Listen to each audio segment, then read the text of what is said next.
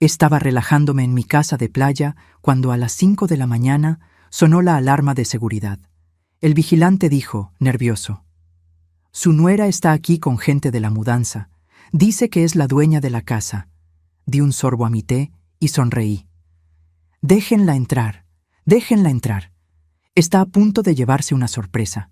Sé lo que están pensando». ¿Cómo puede una mujer de 68 años reaccionar así cuando alguien está robándole su propiedad frente a sus ojos? Déjenme explicarles algo. La calma no es debilidad. La calma es el arma más poderosa cuando ya conoces el final de la película. Pero antes de contarles cómo llegué a ese momento, necesitan conocer mi historia completa, porque esta no es una historia de víctima. Es una historia de paciencia, estrategia y justicia. Y si quieres saber cómo una abuela le dio la lección de su vida a quien intentó arrebatarle todo, suscríbete a este canal, porque historias como esta necesitan ser contadas. Mi nombre es Carmela Soto. 68 años de vida, 40 de trabajo incansable, 8 de viudez.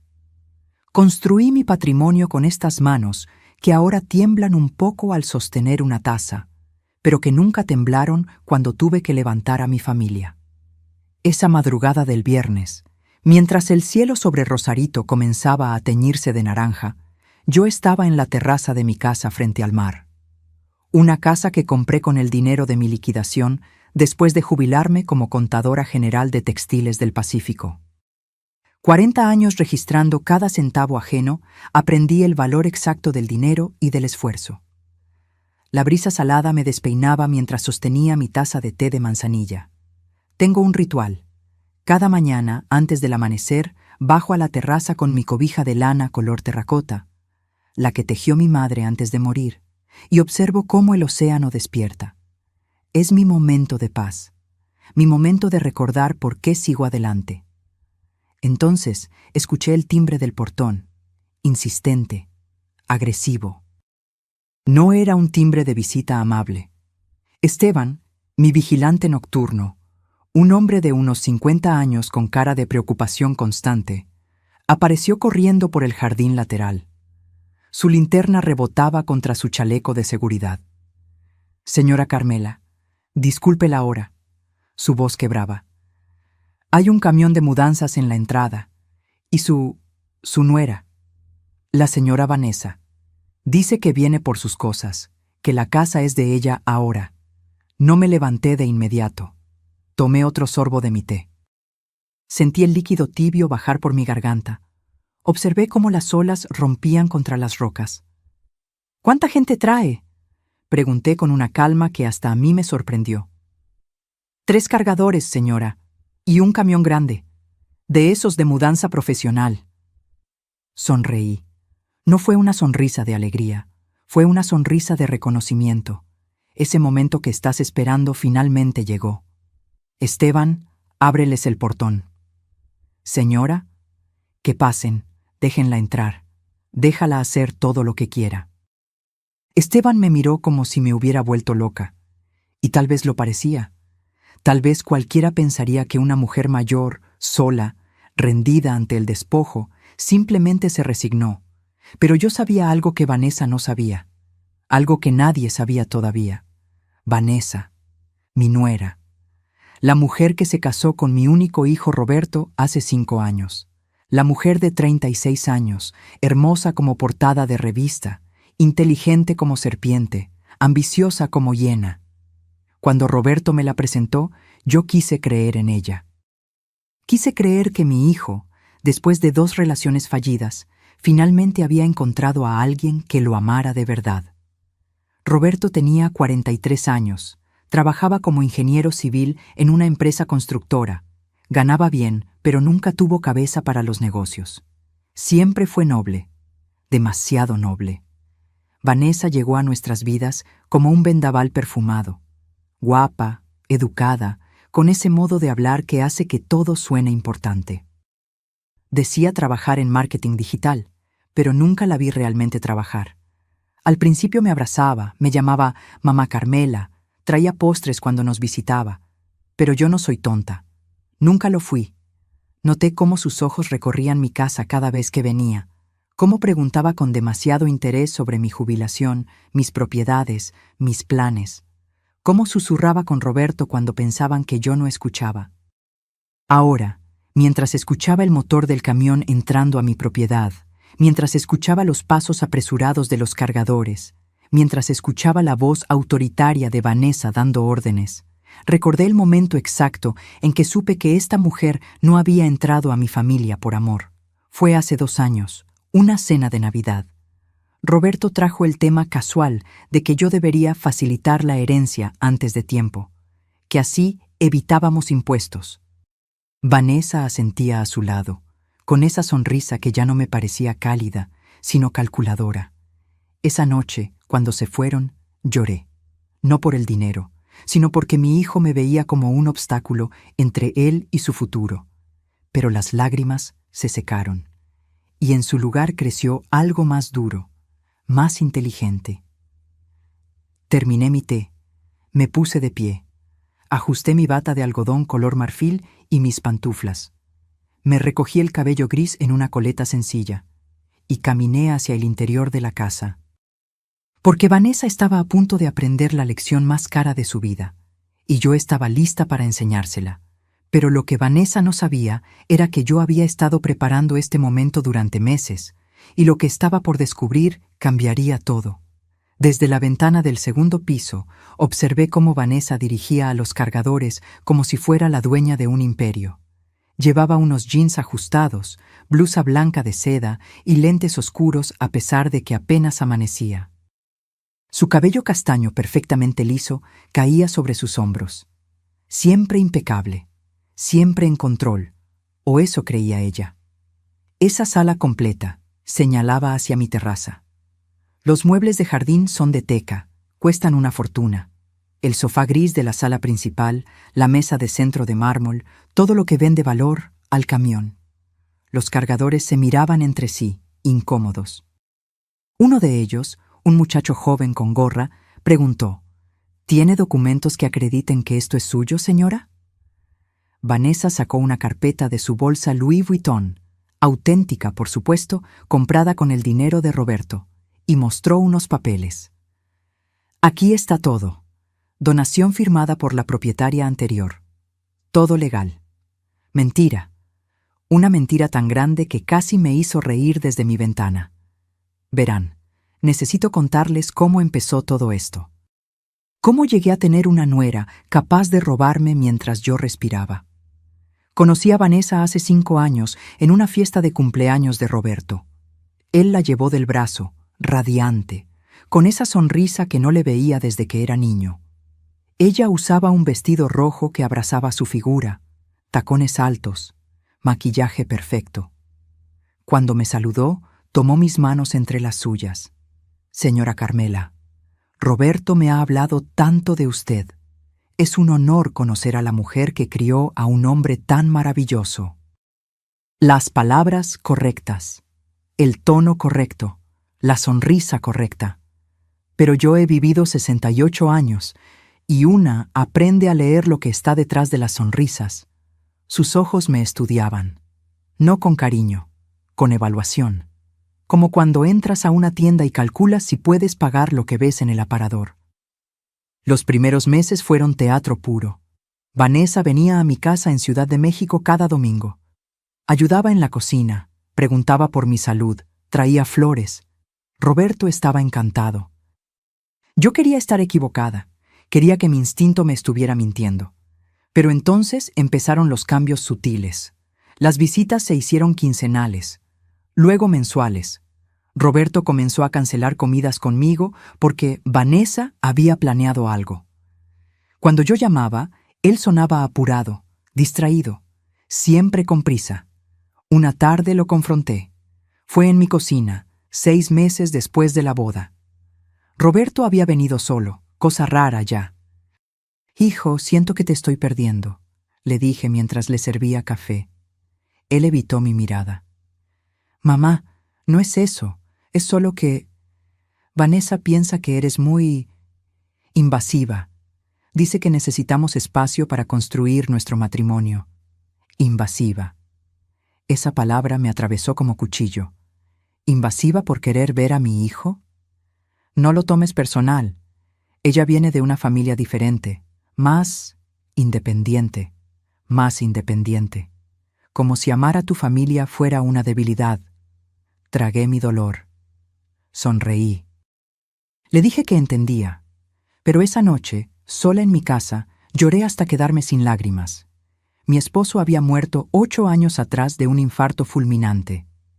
Roberto era todo lo que me quedaba, y alguien me lo estaba quitando, pedazo por pedazo. Los meses pasaron, las distancias crecieron. Roberto dejó de contarme de su vida. Ya no sabía si tenía problemas en el trabajo, si estaba feliz, si dormía bien. Vanessa había construido un muro entre nosotros, ladrillo a ladrillo, con palabras suaves y sonrisas venenosas. Y entonces comenzaron las insinuaciones sobre el dinero. Fue en una cena familiar, hace 2 años y medio. Roberto y Vanessa me invitaron a un restaurante elegante en Polanco. Yo pensé que querían reconciliarse conmigo. Llegué con esperanza en el pecho. Vanessa pidió vino caro. Roberto parecía nervioso. A mitad de la cena, ella soltó la pregunta con una sonrisa dulce. «Mamá Carmela, Roberto me contó que tienes 3 propiedades. ¡Qué bendición!, ¿verdad? Debe ser complicado administrar todo eso a tu edad, a mi edad, como si los 66 años que tenía entonces me hicieran incapaz». «Las administro bien, gracias», respondí, cortante. «Claro, claro. Solo decía que... Bueno, Roberto es tu único heredero. Y con los impuestos sobre herencias tan altos en México, sería más inteligente hacer una donación en vida. Así evitas que el gobierno se quede con la mitad». Roberto miraba su plato. No me defendió. No dijo, «No es el momento», o «Eso lo decidirá mi mamá». Solo silencio cómplice. «Mis propiedades están en un fideicomiso», respondí.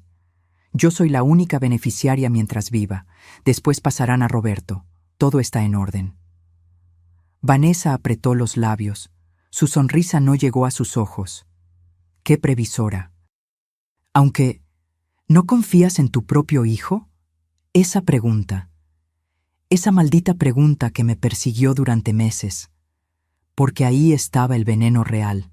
Hacerme sentir culpable por proteger lo que había construido con 40 años de trabajo. Hacerme sentir como si no confiar en entregar todo inmediatamente significara que no amaba a mi hijo. Desde mi ventana, observé cómo Vanessa señalaba ahora hacia mi colección de cuadros en la sala. Pinturas que había comprado en mis viajes, cada una con una historia, con un recuerdo. Esos también, todo lo que tenga valor. Uno de los cargadores preguntó de nuevo, ¿estás segura de que la dueña autorizó esto? Porque si no, ¿quieren que llame a la policía y les diga que están obstruyendo una mudanza legal? La voz de Vanessa se volvió filosa. Hagan su trabajo y les pago el doble. El dinero. Siempre el dinero. Esa era Vanessa. Bella por fuera, vacía por dentro. Y mi hijo, mi Roberto noble y bueno, se había enamorado de la envoltura sin ver que el regalo estaba podrido. Respiré profundo. Dejé que actuara. Dejé que se confiara. Porque cada minuto que pasaba, cada mueble que ordenaba cargar, cada palabra que decía frente a testigos, era una pieza más de evidencia. Y yo había aprendido algo en 40 años de contabilidad. Los números no mienten. Los documentos no mienten. La verdad siempre sale a la luz cuando sabes dónde buscar. Vanessa gritó hacia la casa. «Y revisen el estudio. Debe haber una caja fuerte. Seguro ahí guarda las escrituras y las joyas». Sonreí, porque no tenía ni idea de lo que realmente guardaba yo en ese estudio, y estaba a punto de descubrirlo. Pero había algo que Vanessa ignoraba completamente. Algo que cambiaría su sonrisa de triunfo en una expresión de pánico absoluto. Bajé las escaleras despacio, sin prisa. Cada escalón era una decisión consciente. Cada paso me acercaba al momento que había estado esperando durante meses. Desde el recibidor podía ver la espalda de Vanessa. Seguía dando órdenes, ajena a mi presencia. Los cargadores movían cajas, envolvían lámparas, desconectaban la televisión de pantalla grande que Roberto me había regalado el año pasado para mi cumpleaños. Irónico, ¿verdad? Él me dio ese regalo, y ahora su esposa venía a robármelo. Pero déjenme explicarles qué estaba realmente en juego aquí. Porque esto no era solo por una casa de playa o unos muebles, esto era por el trabajo de toda mi vida. Tengo 3 propiedades, 3.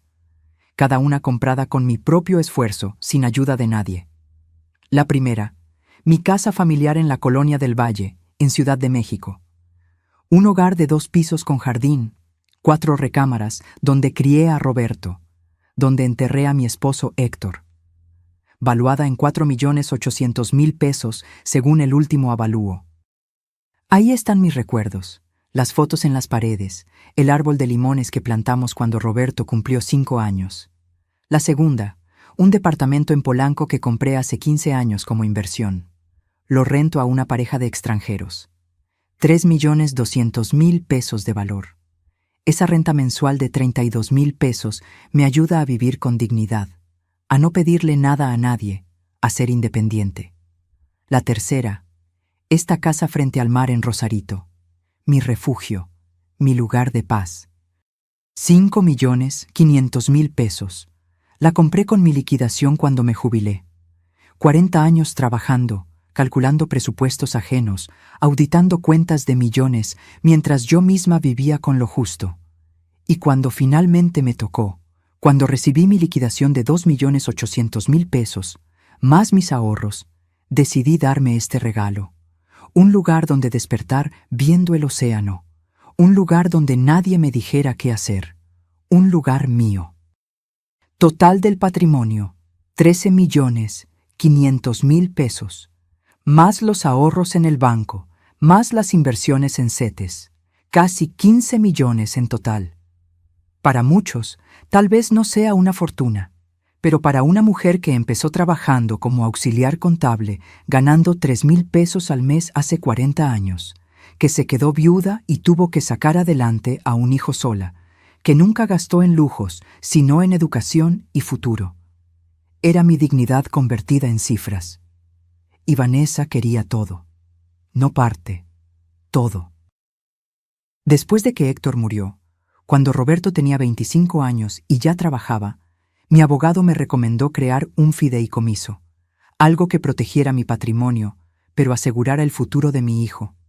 Señora Carmela, me dijo el licenciado Edmundo Vera, un hombre serio de 60 años que había sido amigo de mi esposo. Ponga todo en un fideicomiso.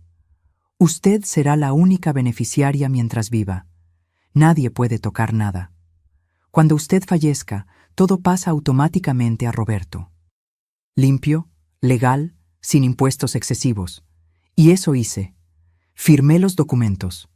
Todo quedó protegido. Yo podía usar, vender, rentar o hacer lo que quisiera con mis propiedades, pero nadie más podía reclamarlas, ni siquiera Roberto. Cuando le expliqué esto a mi hijo, él lo entendió, o eso creí. Mamá, está perfecto. No quiero que te preocupes por estas cosas. Solo quiero que vivas tranquila. Esas fueron sus palabras. Hace 8 años, cuando todavía era mi Roberto, antes de Vanessa. Todo cambió hace 6 meses. Fue un domingo. Roberto y Vanessa aparecieron sin avisar en mi casa de Ciudad de México. Yo estaba en el jardín podando las rosas. Vanessa traía una carpeta en las manos y una expresión que ya no intentaba disfrazar de amabilidad. «Mamá, necesitamos hablar», dijo Roberto, sin siquiera saludarme con un beso. Nos sentamos en la sala. Vanessa abrió la carpeta y sacó unos documentos impresos. «Mira, mamá Carmela, Roberto y yo hemos estado investigando. Si donas las propiedades ahora, en vida, los impuestos son mucho menores y además...» Hizo una pausa calculada. «A tu edad, ¿no sería mejor simplificar? No tener que preocuparte por administrar todo esto. A mi edad». Otra vez esa frase. «No necesito simplificar nada. Estoy perfectamente capaz». «Claro que sí», intervino Roberto, pero su voz sonaba ensayada. «Nadie dice lo contrario, solo que...» Bueno, Vanessa y yo queremos comprar una casa más grande. Estamos pensando en tener hijos pronto. Y si pudiéramos vender el departamento de Polanco o pedir un préstamo con garantía de estas propiedades, ahí estaba, la verdad desnuda. Querían mi patrimonio como garantía para sus planes, para su vida, como si mis 40 años de trabajo fueran simplemente un recurso disponible para sus caprichos. La respuesta es no. Vanessa dejó caer su máscara completamente.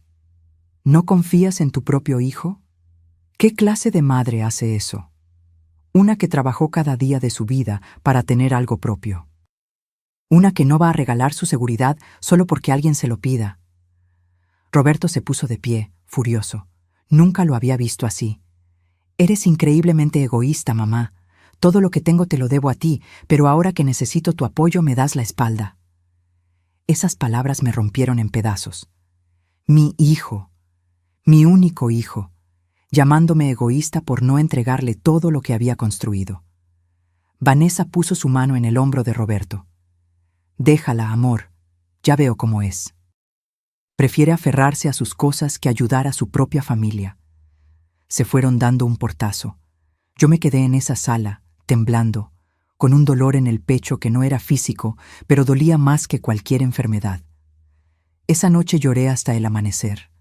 No por el dinero, sino porque había perdido a mi hijo, porque Vanessa había logrado lo que quería, volverlo contra mí. Pero cuando salió el sol, algo cambió dentro de mí. Dejé de llorar, me levanté, me vi en el espejo. Vi a una mujer de 68 años con ojeras y arrugas, sí, pero también vi algo más. Vi fuerza, vi inteligencia, vi 40 años de experiencia lidiando con números, con auditorías, con gente que intentaba robar o engañar. Y supe que no iba a ser víctima. Ese mismo día llamé al licenciado Edmundo. Necesito su ayuda. Alguien va a intentar quitarme lo que es mío.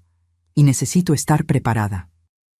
Ahora, parada en el recibidor de mi casa de playa, viendo a Vanessa dirigir el saqueo de mis pertenencias, recordé cada paso que había dado desde aquel día, cada documento que había escondido, cada grabación que había guardado, cada evidencia que había recopilado.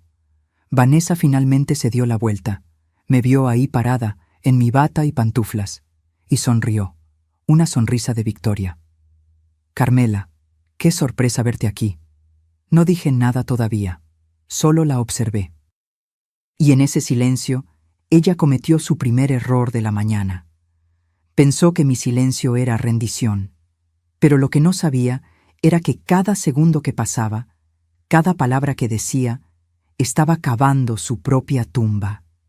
Vanessa caminó hacia mí con esa seguridad que solo tienen los que creen que ya ganaron. Sus tacones repiqueteaban contra el piso de madera.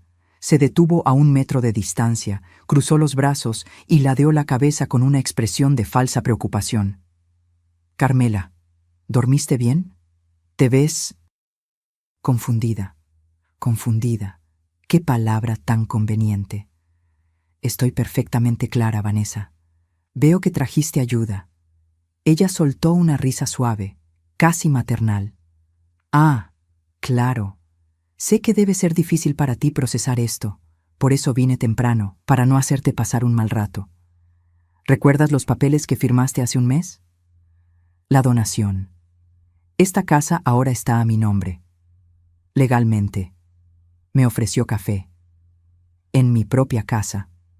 Como si ella fuera la anfitriona y yo la invitada. Pero necesito retroceder. Necesito contarles sobre aquella cena.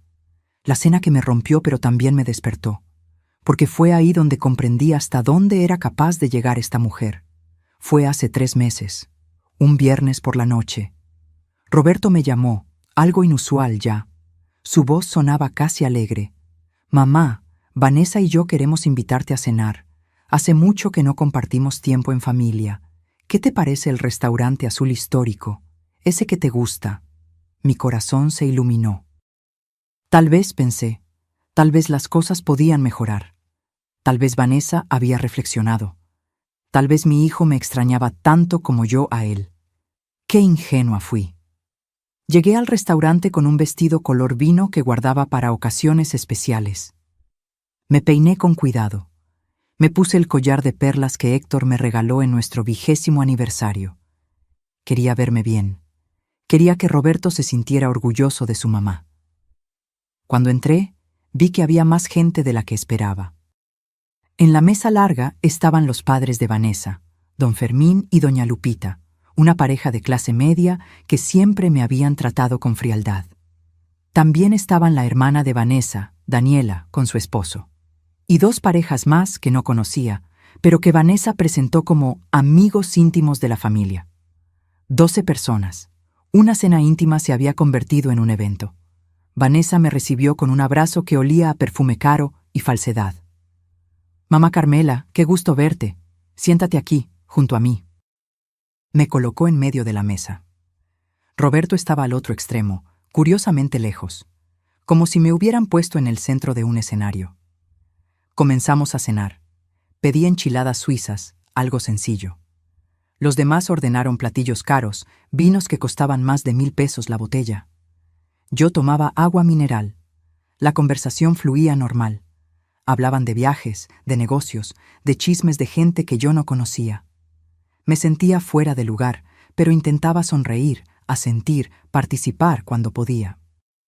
Entonces, entre el plato fuerte y el postre, Vanessa levantó su copa. «Quiero hacer un brindis, por la familia, por los lazos que nos unen». Todos levantaron sus copas. Yo levanté mi vaso de agua. Y también, Vanessa me miró directamente. «Quiero expresar mi preocupación por mamá Carmela». El restaurante no se silenció, pero nuestra mesa sí. Todos los ojos se volvieron hacia mí. «¿Preocupación?», pregunté, sintiendo que algo malo venía. «Sí, mi amor. Roberto y yo hemos notado que últimamente estás olvidadiza. Confundes fechas, repites historias, a veces no recuerdas conversaciones que tuvimos hace poco». Mi estómago se contrajo. ¿De qué estaba hablando? «No sé a qué te refieres». Vanessa puso su mano sobre la mía, con esa suavidad condescendiente que usan los adultos con niños pequeños. «No te avergüences, por favor, es normal a tu edad. Mi abuela empezó igual, primero pequeños olvidos, luego... bueno, ya saben». Doña Lupita, su madre, asintió con tristeza fingida.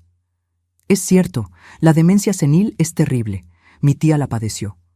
Comenzó exactamente así. Yo no tengo demencia». Mi voz tembló, pero intenté mantenerla firme. Roberto, desde el otro extremo, intervino por primera vez. «Mamá, nadie está diciendo que la tengas, solo que deberías hacerte unos estudios, por precaución». Daniela, la hermana de Vanessa, agregó con voz melosa. «Es que nos preocupamos por ti, Carmela. Una mujer sola, manejando propiedades, finanzas. ¿Y si te confundes con algo importante? Podrías perder todo». Ahí estaba, la verdadera intención, pintarme como incapaz, como senil, como alguien que necesitaba que otros tomaran control de su vida. Uno de los amigos de Vanessa, un hombre con lentes y traje, que después supe era abogado, comentó casi casual: «Es que en casos así, lo mejor es establecer un tutor legal, alguien que administre los bienes hasta que la persona... bueno, hasta que se recupere o se tomen otras medidas». Me di cuenta en ese momento. Todo estaba planeado. Esta cena no era reconciliación, era una emboscada pública, una humillación diseñada para que testigos respetables vieran a una anciana confundida, para construir un caso que justificara quitarme el control de mi patrimonio. Vanessa continuó, dirigiéndose a los invitados: «Por eso, Roberto y yo queremos convencerla de que firme un poder notarial, por su propia seguridad. Así, si algo pasa, si se confunde o necesita ayuda, nosotros podemos actuar rápido». Las miradas de lástima me atravesaban. Me veían como un problema, como una vieja terca que no aceptaba su deterioro. Intenté hablar, defenderme, pero mi garganta estaba cerrada. Las lágrimas peleaban por salir y yo no podía dejarlas. No delante de esta gente, no darles esa satisfacción. No necesito ningún tutor, logré decir. Estoy perfectamente bien. Vanessa suspiró, como si lidiara con una niña caprichosa. Eso es exactamente lo que dicen todos los pacientes en etapas tempranas. La negación es parte del proceso. Roberto no dijo nada. Mi hijo, mi única familia de sangre, estaba sentado ahí, dejando que su esposa me destruyera frente a extraños. Y su silencio dolió más que cualquier palabra. Me levanté de la mesa. Dejé mi servilleta sobre el plato. Tomé mi bolsa. Disculpen, pero no me siento bien. Me retiro. Nadie intentó detenerme. Bueno, Vanessa hizo un gesto dramático. ¿Ves? Se altera con facilidad. Otro síntoma. Salí del restaurante con la poca dignidad que me quedaba. Pedí un taxi. Y durante todo el camino a casa, lloré. Lloré por mi hijo perdido. Lloré por la crueldad. Lloré porque me sentí pequeña, humillada, indefensa. Llegué a mi casa vacía. Me quité el vestido color vino y lo aventé al fondo del closet. Me quité las perlas. Me miré al espejo y vi a una mujer destruida. Pero esa noche, entre las lágrimas y el insomnio, algo dentro de mí se endureció. Me negaba a ser víctima. Me negaba a que esta mujer me robara no solo mi patrimonio, sino mi dignidad, mi historia, mi valor. A la mañana siguiente hice 3 llamadas. Primera, al licenciado Edmundo Vera, mi abogado. Segunda, a un investigador privado cuyo nombre me había dado una amiga años atrás. Tercera, a mi médico de cabecera, el doctor Fuentes, para que me hiciera todos los estudios cognitivos posibles y documentara que estaba en plenas facultades mentales. Si Vanessa quería guerra, la tendría. Pero sería una guerra que ella no vería venir. Ahora, parada en mi casa de playa, viendo cómo Vanessa sonreía creyendo que había ganado, recordé cada segundo de aquella humillación y me llené de una calma helada, porque el dolor te enseña, y yo había aprendido bien. ¿Quieres ese café, Carmela?, preguntó Vanessa señalando hacia la cocina como si fuera suya. Sonreí. Por primera vez en meses, sonreí de verdad. No, gracias. Prefiero esperar a que lleguen mis invitados. Vanessa parpadeó, confundida. ¿Qué invitados? Y justo en ese momento sonó el timbre del portón. El timbre sonó una vez, 2 veces, insistente. Vanessa miró hacia la puerta, luego a mí. Por primera vez esa mañana vi una sombra de duda cruzar su rostro. ¿Quién más viene a estas horas? No respondí.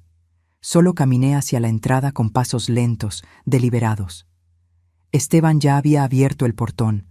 Escuché el motor de un auto, luego otro. Pasos aproximándose. Pero antes de que les cuente quién llegó, necesitan entender cómo preparé este momento. Porque la justicia no llega sola.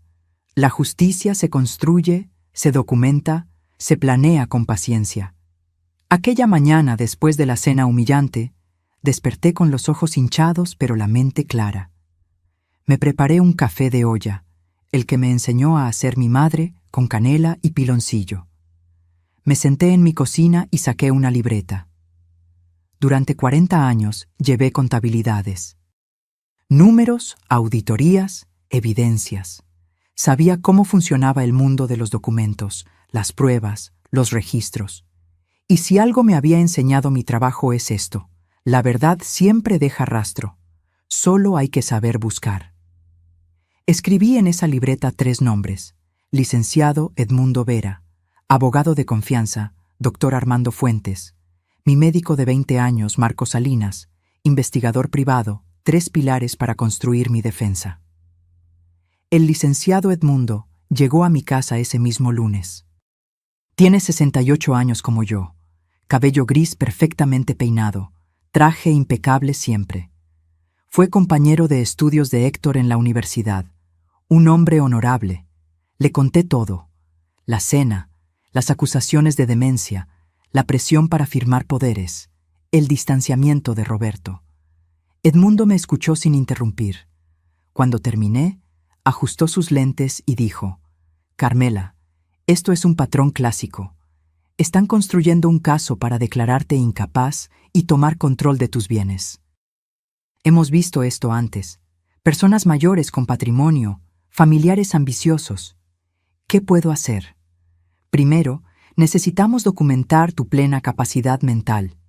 Ningún juez podrá declararte incapaz si tenemos estudios médicos recientes que demuestren lo contrario». Esa misma tarde fui con el doctor Fuentes. Me realizó todos los exámenes: Mini Mental State, pruebas de memoria, evaluación cognitiva completa. Una semana después, tuve los resultados en mis manos.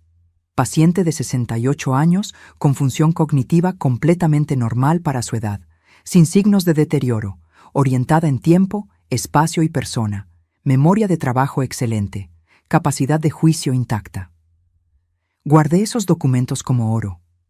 Eran mi escudo contra las mentiras de Vanessa, pero necesitaba más. Necesitaba saber quién era realmente la mujer que se había metido en mi familia. Marco Salinas llegó a mi casa un jueves por la tarde. Es un hombre de unos 55 años, ex policía judicial, ahora investigador privado.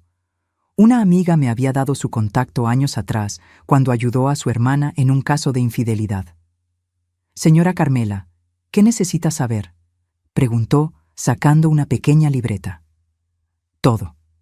Quiero saber quién es Vanessa Aguirre antes de conocer a mi hijo. Sus relaciones anteriores, sus deudas, su historial, todo lo que pueda encontrar». Marco asintió.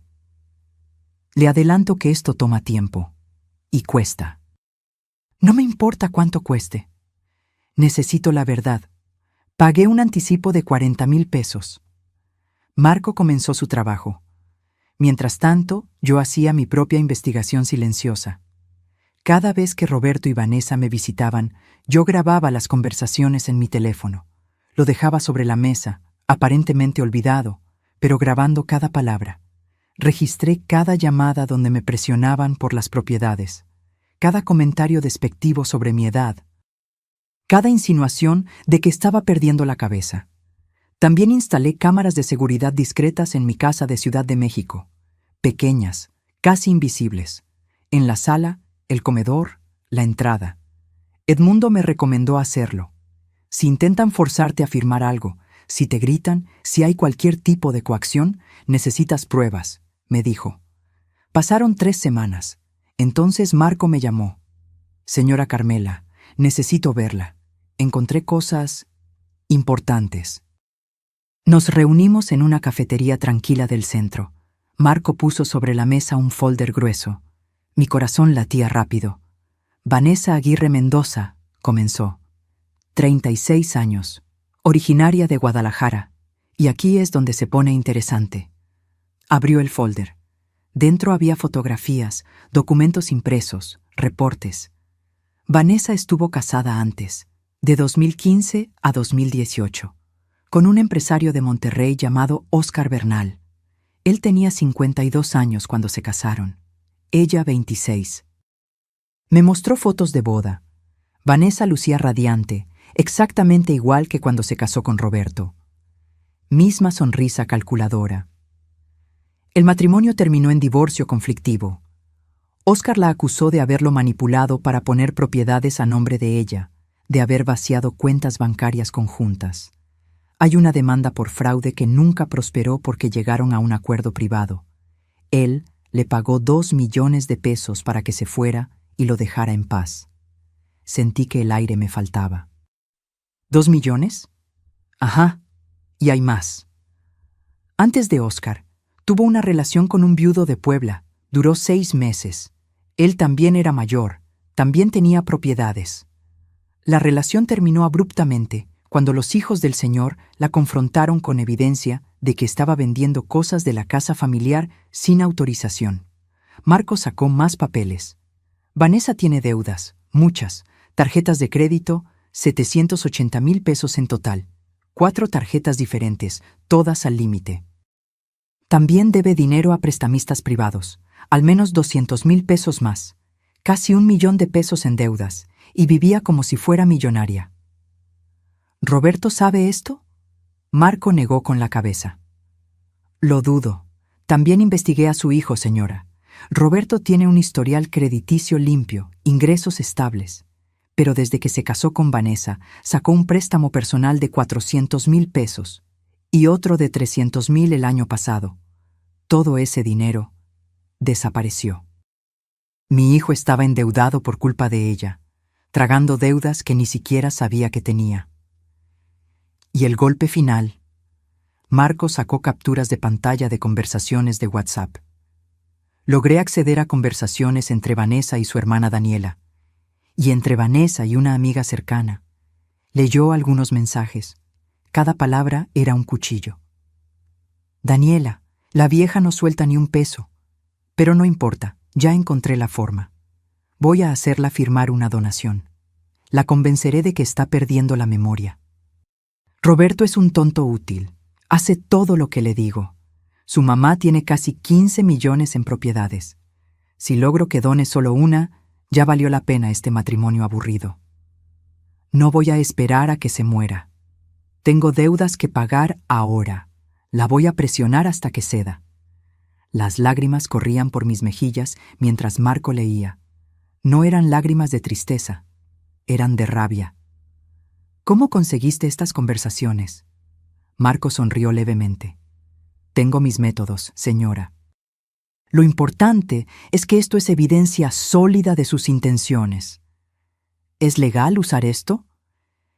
En un juicio civil por fraude o coacción, sí puede usarse. No fue obtenido mediante intervención ilegal de líneas telefónicas. Fue, digamos que una fuente cercana a Vanessa me las compartió. No pregunté más. No quería saber. Llevé toda esa información con Edmundo.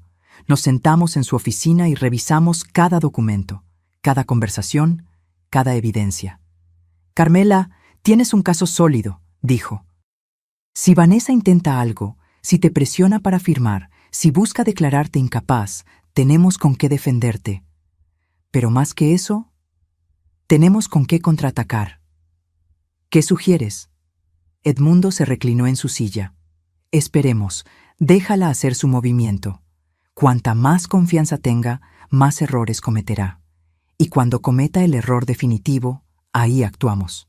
Y así fue como esperé. Semanas. Paciencia de cazador. Hasta que hace un mes, Vanessa dio el golpe que yo estaba esperando.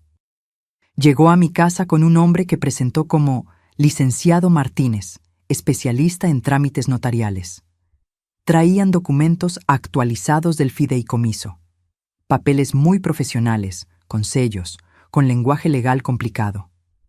Solo necesitamos tu firma aquí, mamá Carmela.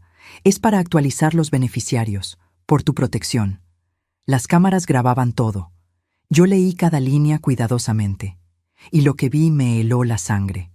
No era una actualización.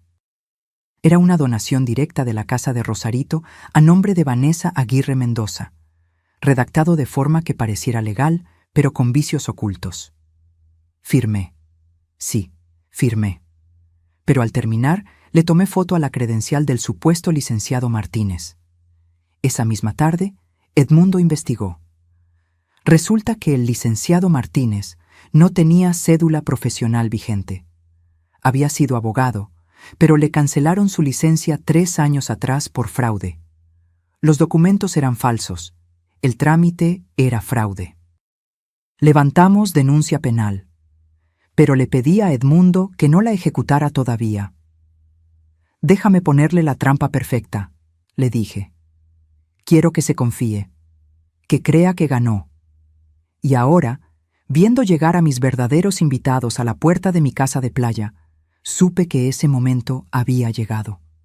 Vanessa estaba a punto de descubrir que el ratón que creía haber cazado era, en realidad, el gato.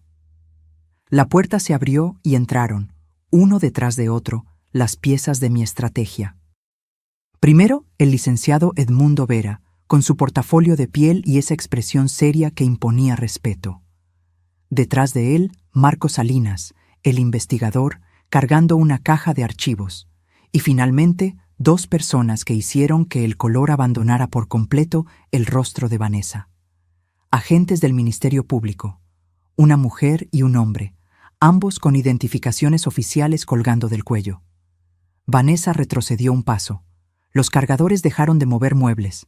El silencio fue instantáneo. ¿Qué es esto?, tartamudeó Vanessa. Edmundo se adelantó, dejando su portafolio sobre la mesa del comedor con un golpe seco que resonó como un martillo de juez. Buenos días. Soy el licenciado Edmundo Vera, representante legal de la señora Carmela Soto. Y estos agentes vienen a investigar un presunto delito de fraude y falsificación de documentos. La agente del Ministerio Público, una mujer de unos 40 años con el cabello recogido en una coleta estricta, sacó una libreta. Señora Vanessa Aguirre, ¿correcto? Vanessa asentía sin poder hablar. Su seguridad se había evaporado como el rocío matutino. Necesitamos que nos muestre los documentos que acreditan su propiedad sobre este inmueble. Vanessa buscó desesperada en su bolsa Louis Vuitton. Sacó la carpeta con manos temblorosas. Se la entregó a la agente, pero yo sabía exactamente qué contenía, porque yo misma había firmado esos papeles. A propósito, déjenme explicarles el momento más importante de mi estrategia. El momento en que dejé que Vanessa creyera que había ganado fue hace exactamente 32 días, un martes por la tarde. Vanessa llegó a mi casa en Ciudad de México con ese hombre al que presentó como licenciado Martínez. Era alto, de unos 50 años, con traje gris barato y un maletín desgastado. Sonreía demasiado. Sus ojos evitaban el contacto directo. Yo ya había activado las cámaras ocultas. Cada palabra, cada gesto quedaría grabado. Mamá Carmela, qué alegría verte.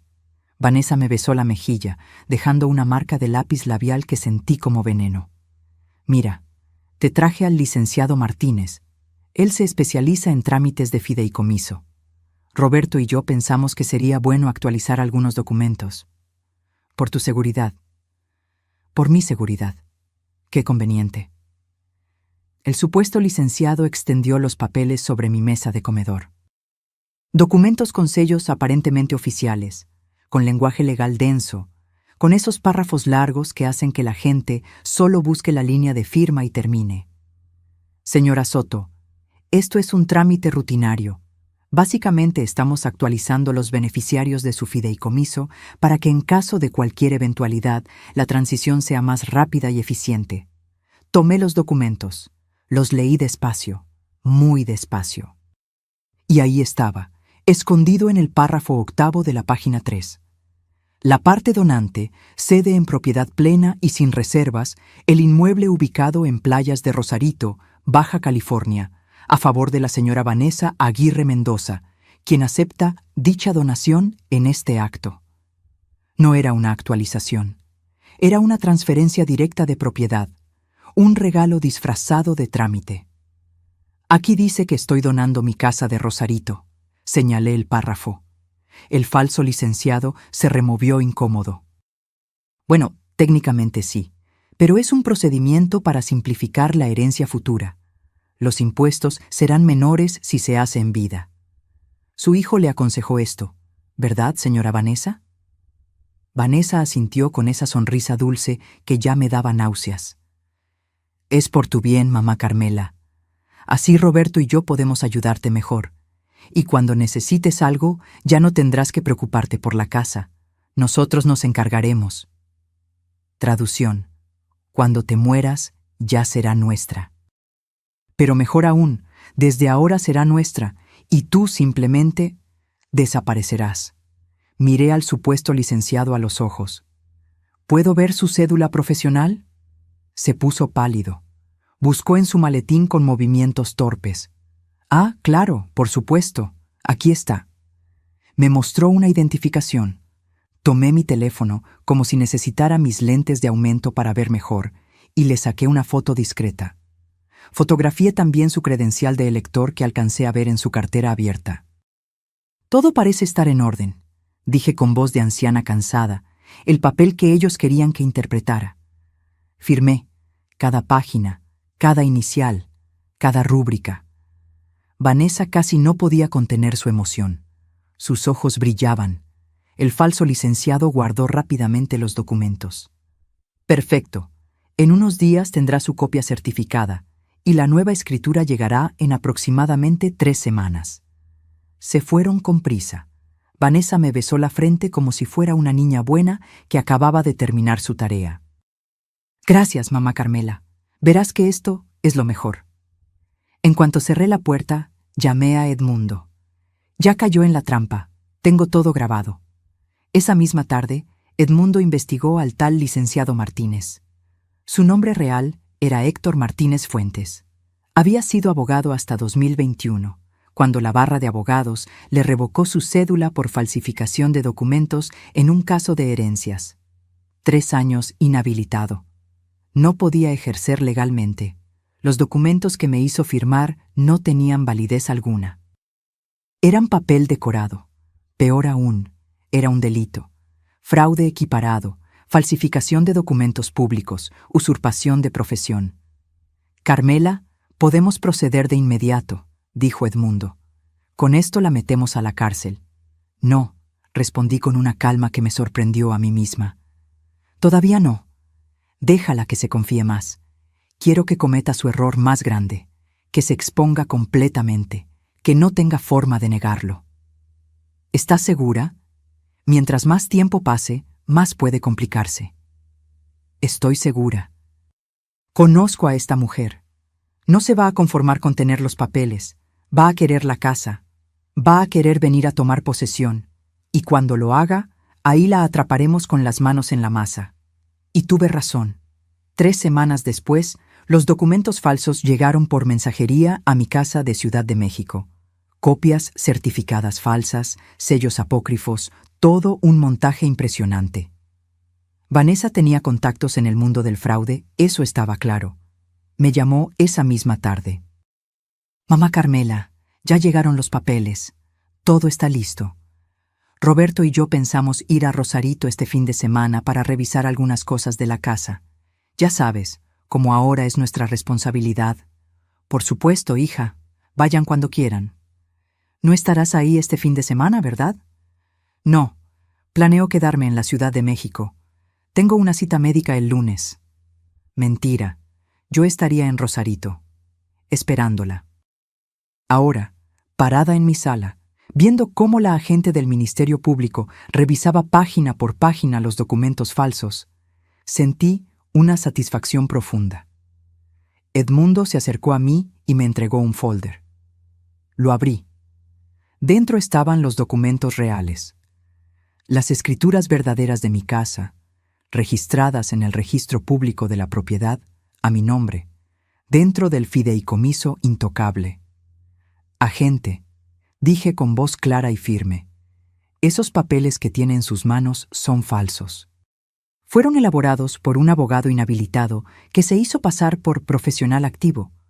Yo firmé bajo engaño, creyendo que era un trámite de actualización. Tengo grabaciones de la conversación completa donde se demuestra el fraude. Marco Salinas abrió su caja y sacó una laptop. La conectó a mi televisión. Y ahí, en pantalla grande, comenzó a reproducirse el video. Vanessa y yo sentadas en mi comedor. El falso licenciado mintiendo sobre el trámite. Yo preguntando específicamente sobre cada cláusula. Ellos asegurándome que era rutinario, que era para mi protección. Y luego, el momento dorado, cuando el falso licenciado guardó los papeles y Vanessa le dijo, creyendo que la cámara no alcanzaba a captar: ¿cuánto tiempo hasta que podamos vender? 2 meses máximo. Le hago una escritura falsa pero que pase las verificaciones superficiales. Con eso puede firmar una promesa de compraventa y sacar dinero de un comprador anticipado. Vanessa en la pantalla sonreía. En mi sala, Vanessa temblaba. El agente del Ministerio Público levantó la vista. Señora Aguirre, queda detenida por los delitos de fraude, falsificación de documentos y asociación delictuosa. Tiene derecho a guardar silencio. Vanessa explotó. Esto es una trampa. Carmela me obligó a firmar. Ella está senil, no sabe lo que hace. Edmundo sacó otro folder. Los estudios médicos. Perfectamente legales, certificados, con fechas recientes. Aquí están las evaluaciones cognitivas de mi clienta, realizadas hace 2 semanas por 3 especialistas diferentes. Todos concluyen plena capacidad mental. ¿Quiere ver también las grabaciones de la cena donde usted la acusó públicamente de demencia sin prueba alguna? Marco puso otro video. La cena en el restaurante azul histórico. Vanessa con su discurso sobre mi supuesta demencia. Los invitados asintiendo. Roberto callado. Esto se llama difamación premeditada, continuó Edmundo. Construir un caso falso de incapacidad para justificar un despojo patrimonial. Vanessa buscaba argumentos, pero no tenía ninguno. Cada defensa que intentaba era aplastada con evidencia. Documentos, videos, grabaciones, testimonios. Entonces hizo lo que hacen todas las personas así cuando se ven acorraladas. Lloró. No fue mi idea. Fue Héctor, el licenciado. Él me convenció. Yo solo quería ayudar a Roberto. Tenemos deudas. Necesitábamos dinero. Ah, sí. Marco sacó otro sobre. ¿Estas deudas? 780,000 pesos en tarjetas de crédito. Todo gastado en ropa, viajes, restaurantes. Nada de eso fue para Roberto, ¿verdad? Le mostró los estados de cuenta. Compras en tiendas de lujo, viajes a Cancún, a Los Cabos, tratamientos de belleza por 40,000 pesos, todo cargado a tarjetas que Roberto ni siquiera sabía que existían. Y aquí, Marco continuó, implacable. Sus conversaciones con su hermana Daniela, donde dice textualmente, Roberto es un idiota útil. Su mamá es la que tiene el dinero. Vanessa se derrumbó, se dejó caer en mi sofá, el mismo sofá que hace media hora ordenaba empacar. Y yo, por primera vez en meses, sentí que podía respirar completo. Pero aún faltaba alguien por llegar. Alguien que necesitaba ver todo esto con sus propios ojos. El teléfono de Vanessa sonó. Era Roberto. Podía ver su nombre parpadeando en la pantalla. Ella no contestó. Estaba paralizada, sentada en mi sofá con las manos temblando, el maquillaje comenzando a correrse por las lágrimas. Pero yo sí tomé mi teléfono. Marqué el número de mi hijo, el número que durante meses había llamado sin obtener más que respuestas cortantes o directamente silencio. ¿Mamá? Su voz sonaba confundida. Vanessa me mandó un mensaje raro hace media hora. Decía que estaba en Rosarito. ¿Qué pasa? Roberto, necesito que vengas a la casa de playa. Ahora. Es urgente. ¿Estás bien? ¿Pasó algo? Por primera vez en mucho tiempo, detecté preocupación genuina en su voz, como si una parte del Roberto que yo conocía todavía existiera bajo todas las capas de manipulación. Estoy perfectamente bien, pero necesitas ver algo que cambiará todo lo que crees saber. Hubo una pausa larga. Voy para allá. Llego en 1 hora y media. Colgué. Miré a Vanessa. Ella me miraba con odio puro. Ya no había máscaras. Ya no había sonrisas falsas ni palabras dulces. Solo la verdad desnuda de quién era realmente. Eres una víbora, siseó entre dientes.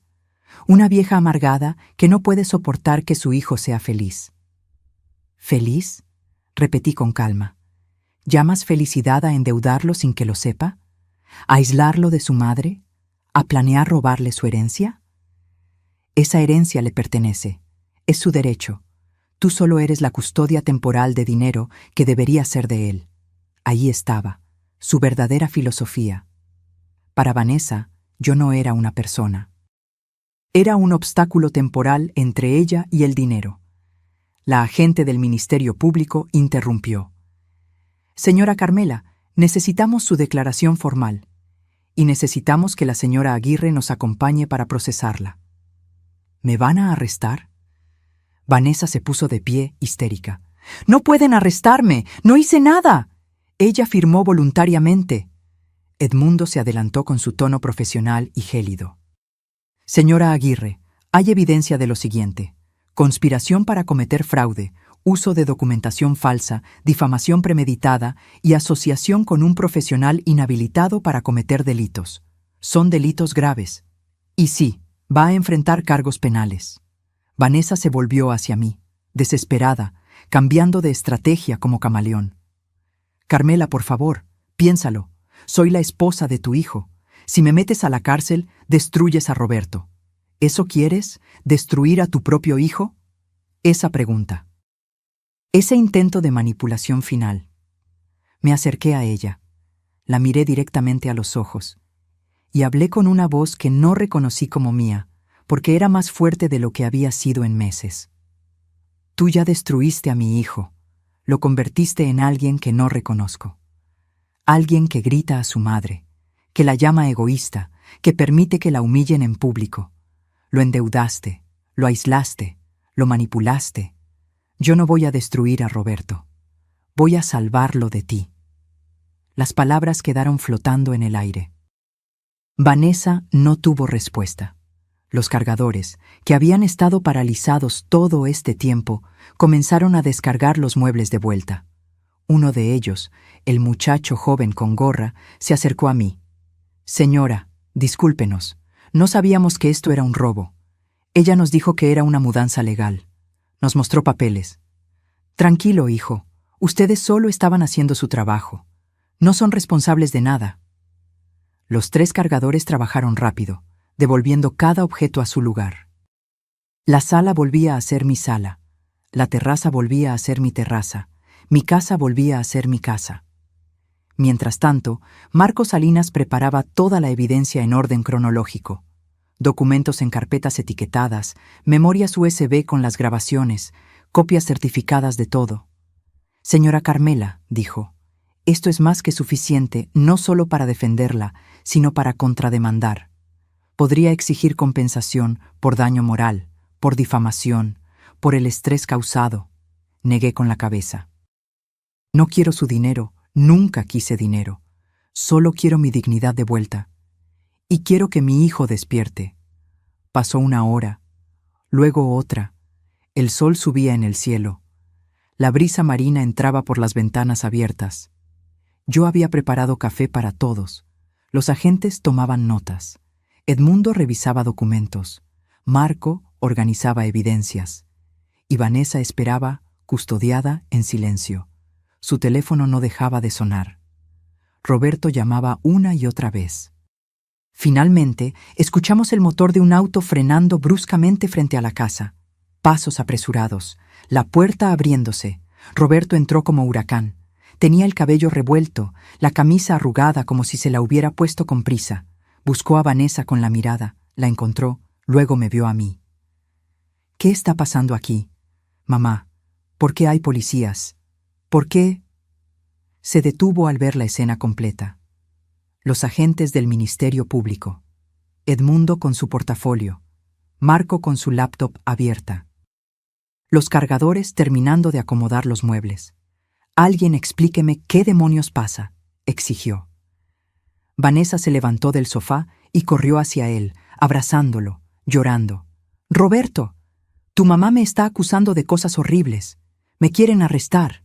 Ayúdame, por favor. Roberto me miró por encima de la cabeza de Vanessa, confundido, esperando que yo dijera que esto era un malentendido. Pero no lo era. Roberto, mi voz salió más suave de lo que esperaba. Necesitas sentarte. Hay cosas que debes ver, cosas que debes saber sobre la mujer con la que te casaste. ¿De qué hablas? Vanessa me contó que firmaste una donación, que la casa era para nosotros. ¿Ahora te arrepentiste? Hijo, nunca doné nada. Me engañaron. Tu esposa y un abogado falso me hicieron firmar documentos fraudulentos, y eso es solo el principio. Roberto negó con la cabeza, incrédulo. No. Mamá, estás confundida. Vanessa no haría eso. ¿Confundida? Edmundo intervino. Su madre está en plenas facultades mentales. Tenemos evaluaciones de 3 especialistas diferentes. Lo que tiene su madre, joven Roberto, es evidencia. Mucha evidencia. Marco giró la laptop hacia Roberto. Mire esto, por favor. Y comenzó el video. El primero. Vanessa y el falso licenciado en mi comedor, las mentiras, el engaño, la firma bajo falsas pretensiones. Roberto miraba la pantalla, pálido. Vanessa intentó quitarle la laptop. «No veas eso, está editado, te lo juro». Pero Roberto la apartó. Siguió viendo, video tras video. La cena en el restaurante donde me acusaban de demencia. Las conversaciones con su hermana llamándolo idiota útil. Los estados de cuenta de tarjetas que él nunca autorizó. Las deudas, las mentiras. Y finalmente, el peor de todos. La grabación donde Vanessa hablaba con el falso licenciado sobre vender mi propiedad lo antes posible. ¿Cuánto tiempo hasta que podamos vender? 2 meses máximo. Roberto se dejó caer en una silla. Su rostro había pasado por todas las emociones posibles: confusión, negación, ira, dolor. Ahora solo quedaba devastación. Vanessa. Su voz era apenas un susurro. ¿Todo esto es verdad? Ella seguía llorando, pero ya no respondía. No podía. No había defensa posible contra la evidencia. ¿Me usaste? ¿Todo este tiempo solo querías el dinero de mi mamá? Silencio. Respóndeme. Roberto gritó, y nunca lo había escuchado gritar así. Vanessa finalmente habló, pero su voz ya no tenía dulzura, solo amargura. ¿Y qué si fue así? Tu mamá tiene dinero. Nosotros tenemos deudas. No es justo que ella tenga tanto mientras nosotros... No digas nosotros. Roberto la interrumpió. Yo no tenía esas deudas. Tú las hiciste. Tú gastaste. Tú mentiste. Se puso de pie. Caminó hacia mí. Y por primera vez en casi 2 años, mi hijo me miró realmente, como si despertara de un hechizo largo y doloroso. Mamá. Su voz se quebró. ¿Qué he hecho? Y en ese momento me di cuenta de que recuperar a mi hijo iba a doler tanto como perderlo. Roberto se dejó caer de rodillas frente a mí. Las lágrimas corrían por su rostro sin control. Era la imagen de un hombre destruido, alguien que acababa de descubrir que su vida entera de los últimos 5 años había sido una mentira. Mamá, perdóname. Por favor, perdóname. Quise tocarlo. Quise abrazarlo como cuando era niño y venía llorando con las rodillas raspadas. Pero algo dentro de mí todavía dolía demasiado. Las heridas no sanan instantáneamente, aunque el culpable pida disculpas. Roberto, levántate, dije con voz firme. No te arrodilles. Nunca quise esto. Él se incorporó, limpiándose las lágrimas con el dorso de la mano. Me miró con ojos enrojecidos. Te llamé egoísta, te grité. Dejé que te humillaran en esa cena y no dije nada. ¿Cómo puedes siquiera mirarme? Porque eres mi hijo, y porque ella te manipuló. Pero eso no borra el dolor, Roberto. No lo borra.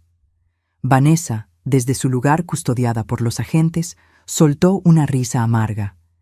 ¡Qué escena tan conmovedora! La madre heroica y el hijo arrepentido. Pero no se hagan las víctimas. Ustedes tienen dinero mientras otra gente... ¡Cállate! Roberto se volvió hacia ella con una frialdad que nunca le había visto. No vuelvas a hablar. No tienes derecho. Justo entonces, el timbre volvió a sonar. Esteban apareció en la puerta, nervioso. Señora Carmela, hay más gente afuera. Dicen que son familia de la señora Vanessa. Miré a Edmundo. Él asintió. Los mandé llamar yo. Necesitamos testigos de todo esto, y ellos necesitan saber quién es realmente su familiar.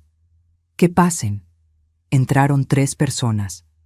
Reconocí inmediatamente a doña Lupita, la madre de Vanessa, una mujer de unos 60 años con el cabello teñido de caoba y expresión perpetuamente preocupada.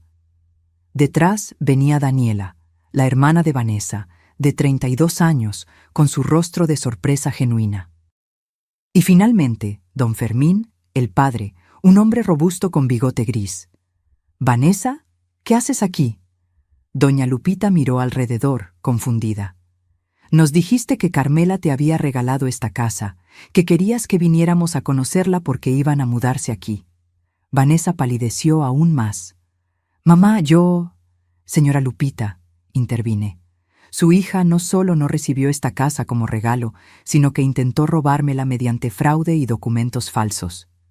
¿Qué? Doña Lupita se llevó la mano al pecho. No. No, mi hija no haría eso. Marco Salinas se adelantó con su laptop. ¿Quiere ver la evidencia? Durante los siguientes 20 minutos, los padres y la hermana de Vanessa vieron todo, cada video, cada documento, cada conversación, y con cada pieza de evidencia, sus expresiones pasaban de la incredulidad al horror. Daniela fue la primera en explotar. «Vanessa, me dijiste que Carmela estaba senil, me hiciste creer que la estabas ayudando, y ahora veo que todo era mentira. Me usaste, aparezco en esos videos como cómplice». «No es lo que parece», Vanessa intentó defenderse débilmente. «¿No es lo que parece?» Daniela le mostró su teléfono. «Aquí están tus mensajes. Roberto es un idiota útil.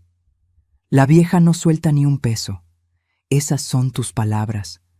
Don Fermín, que había permanecido callado, se acercó a su hija. Su voz era grave, cargada de decepción.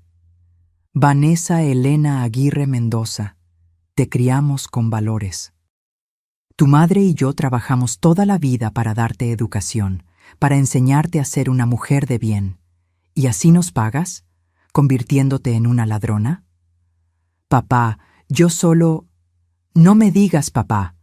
El hombre alzó la voz. «No reconozco a la mujer que veo aquí. Esta no es mi hija».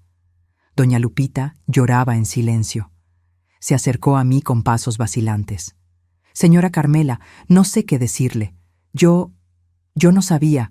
Le juro que no sabía nada de esto. Si hubiera sabido...» Le tomé la mano. Era una mujer mayor, como yo. Una madre, como yo. Y podía ver en sus ojos el mismo dolor que yo había sentido. El dolor de ver a tu hijo convertido en alguien que no reconoces. «Lo sé, señora Lupita. Usted no tiene culpa de las decisiones de su hija. Pero sí tengo responsabilidad», sollozó. «Algo hicimos mal. Algo no le enseñamos bien». Daniela seguía gritándole a Vanessa, sacando años de resentimiento acumulado. «Siempre fuiste así, desde niña, siempre queriendo lo que no era tuyo. ¿Te acuerdas cuando le robaste el novio a mi mejor amiga? ¿Cuando falsificaste la firma de papá para sacar dinero de su cuenta? Mamá te perdonó todo, siempre te perdonó todo. Y míranos ahora». Marco interrumpió, mostrando más documentos. «Y hay algo más que la familia debería saber. Vanessa estuvo casada antes, con un empresario de Monterrey. El matrimonio terminó cuando él la descubrió vaciando cuentas bancarias. Le pagó 2 millones de pesos para que se fuera». Doña Lupita se tambaleó. Don Fermín tuvo que sostenerla. «¿Estuviste casada antes?» La madre miraba a Vanessa como si fuera una extraña. «Nos dijiste que Roberto era tu primer esposo. Nos dijiste...» Les dije lo que querían oír. Vanessa finalmente soltó la verdad con veneno.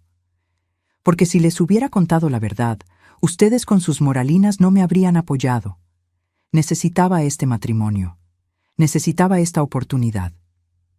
El silencio que siguió fue ensordecedor. Don Fermín se volvió hacia los agentes del Ministerio Público. «Oficiales, hagan lo que tengan que hacer. Nosotros no vamos a defenderla, no vamos a pagar abogados, no vamos a visitarla si la meten presa, porque esta mujer ya no es parte de nuestra familia». Vanessa gritó. «Papá, no puedes decir eso. Soy tu hija». «Mi hija murió hoy. La que está aquí es una delincuente». Esas palabras cayeron como sentencia final. Vanessa se derrumbó completamente, llorando de forma histérica, pero nadie se acercó a consolarla. Ni su familia, ni Roberto, nadie. La agente del Ministerio Público habló con tono profesional. «Señora Aguirre, tiene que acompañarnos. Quedará en prisión preventiva mientras se investiga el caso completo. Los cargos son graves y hay riesgo de fuga». «No, por favor». Vanessa me miró directamente. «Carmela, por favor, retira los cargos. Te lo suplico. Haré lo que sea, me iré, desapareceré. Pero no me metas a la cárcel. Me acerqué a ella, la miré a los ojos y hablé despacio para que cada palabra quedara grabada. Vanessa, tuviste muchas oportunidades. Pudiste haberme respetado, pudiste haber amado a mi hijo genuinamente, pudiste haber construido una vida honesta, pero elegiste el camino de la mentira, el fraude, la manipulación, y las decisiones tienen consecuencias. Entonces, ¿no vas a perdonarme? El perdón es entre tú y tu conciencia. Yo solo estoy asegurándome de que la justicia se cumpla. Los agentes la esposaron. Vanessa gritaba, lloraba, rogaba, pero la sacaron de mi casa, la casa que había construido con mi esfuerzo, la casa que ella intentó robarme. Cuando la puerta se cerró, el silencio volvió. Roberto seguía de pie, inmóvil, mirando hacia donde su esposa había desaparecido. Doña Lupita y don Fermín se sentaron en el sofá, devastados. Daniela temblaba de rabia contenida. Edmundo puso su mano en mi hombro. Carmela, esto fue muy valiente. No muchas personas se atreven a llegar hasta aquí. No fue valentía, fue necesidad de dignidad. Roberto se acercó nuevamente. Esta vez no se arrodilló. Se paró frente a mí, con los hombros caídos, con la postura de alguien que ha perdido todo. Mamá, sé que no tengo derecho a pedirte nada, pero ¿hay alguna forma de arreglar esto? ¿Alguna forma de que volvamos a...? No lo dejé terminar. Roberto, el camino de regreso es largo. No se arregla con una disculpa, se arregla con acciones, con tiempo, con demostrar que realmente cambias. Haré lo que sea. Entonces empieza por esto.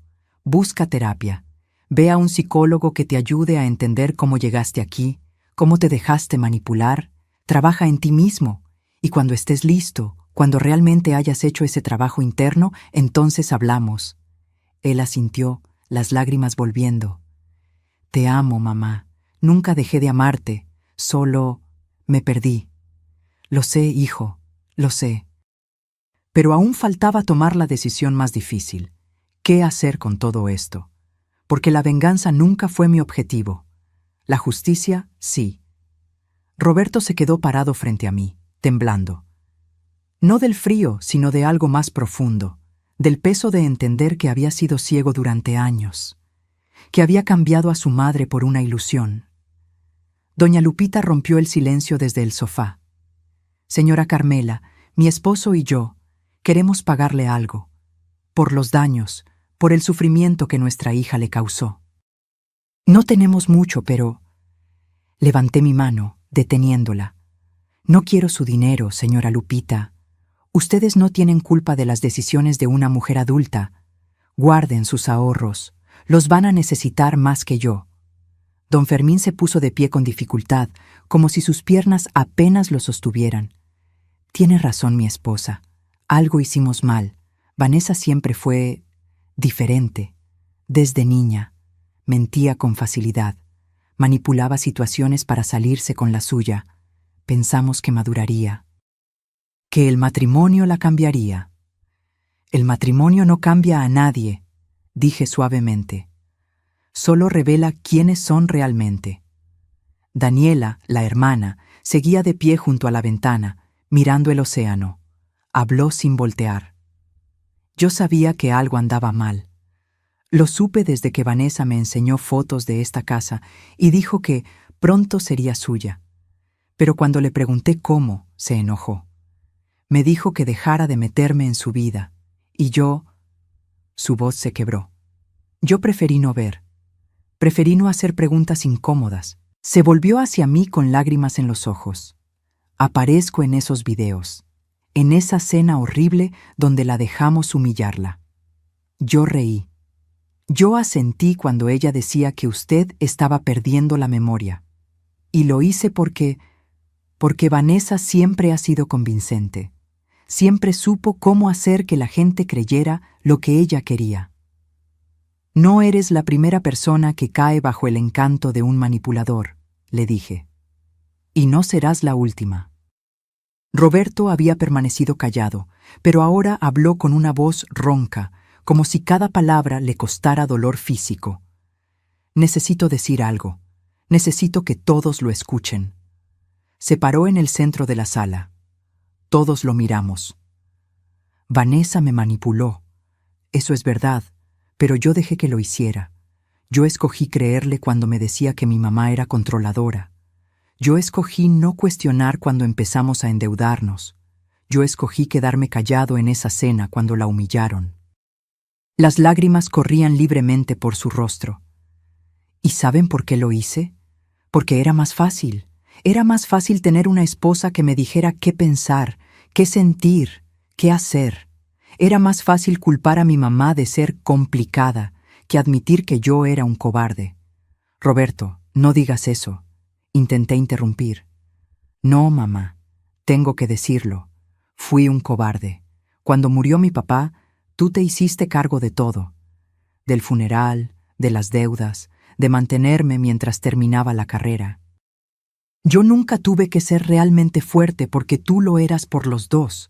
Y cuando Vanessa apareció, ella se convirtió en otra persona que tomaba decisiones por mí. Se limpió las lágrimas con violencia. Tengo 43 años y acabo de darme cuenta de que nunca he sido un hombre completo.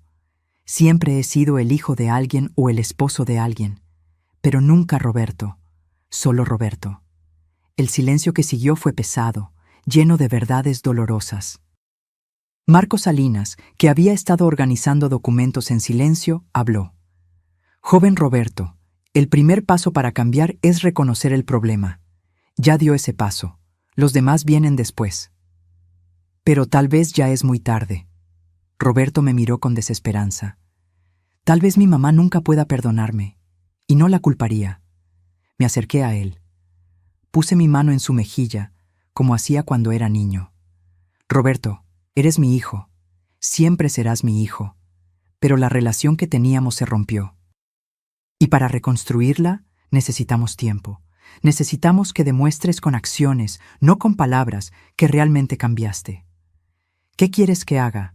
Respiré profundo antes de responder. Primero, busca ayuda profesional. Un terapeuta, alguien que te ayude a entender cómo llegaste aquí.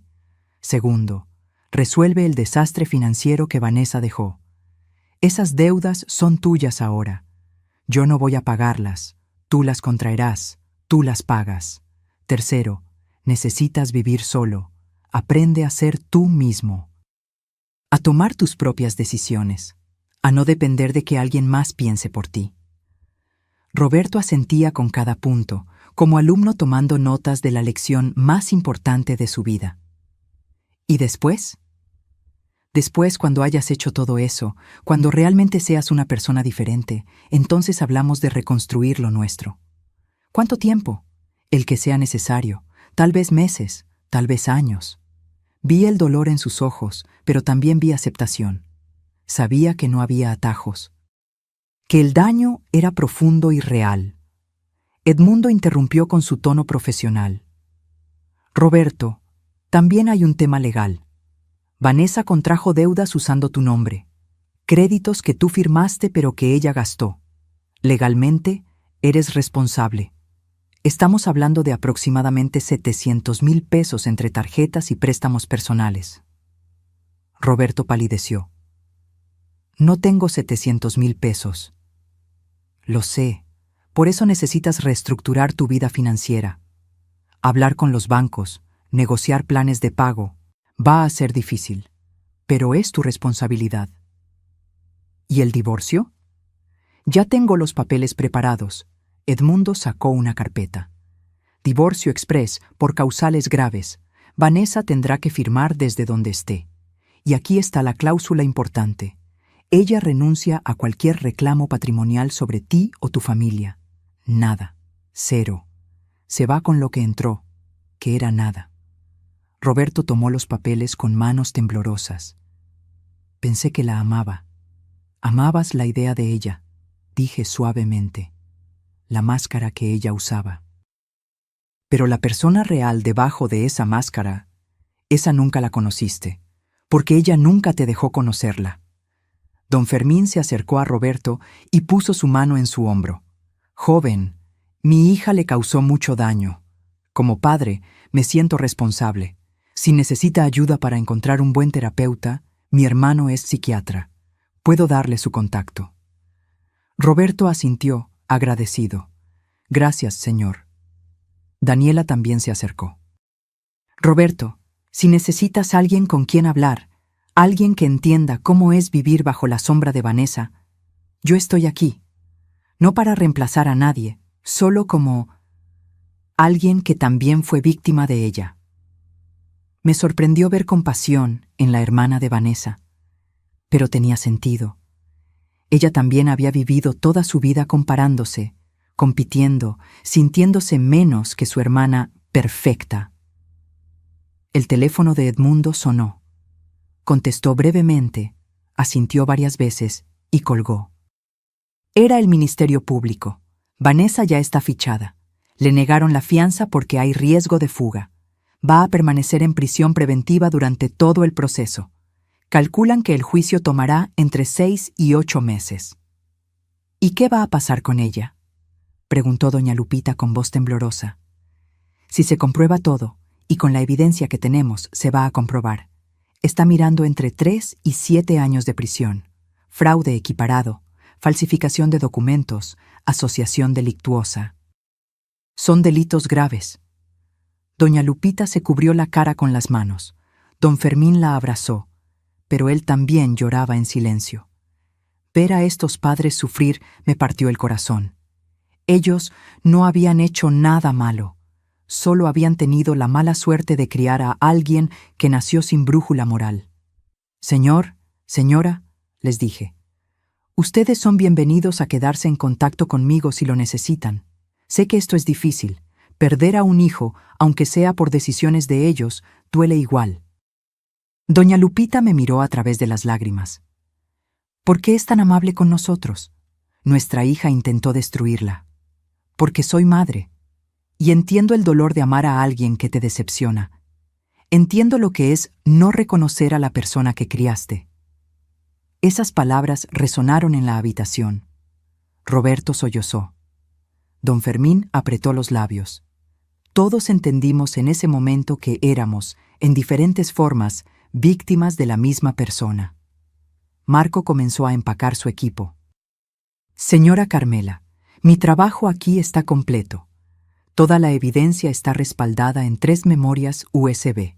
Una para usted, una para el licenciado Edmundo y una para el Ministerio Público. Además, los archivos están en la nube, protegidos con contraseña. Gracias, Marco. Tu trabajo fue impecable. Solo hice lo que usted me contrató para hacer, encontrar la verdad. Los cargadores ya habían terminado de acomodar todos los muebles de vuelta. Se acercaron tímidamente. Señora, ya está todo en su lugar. ¿Necesita algo más? Les di propina generosa. Ellos no tenían culpa de nada. Cuando se fueron, solo quedamos Roberto, la familia de Vanessa, Edmundo, Marco y yo. Roberto se acercó una última vez. Mamá, voy a irme. Necesito procesar todo esto. Pero antes... Sacó de su bolsillo un llavero. Esto es de la casa de Ciudad de México, la que compartimos Vanessa y yo. Voy a mudarme. Voy a buscar algo más pequeño, más barato, algo que pueda pagar yo solo. Y cuando esté instalado, te aviso, por si algún día quieres visitarme. Tomé el llavero.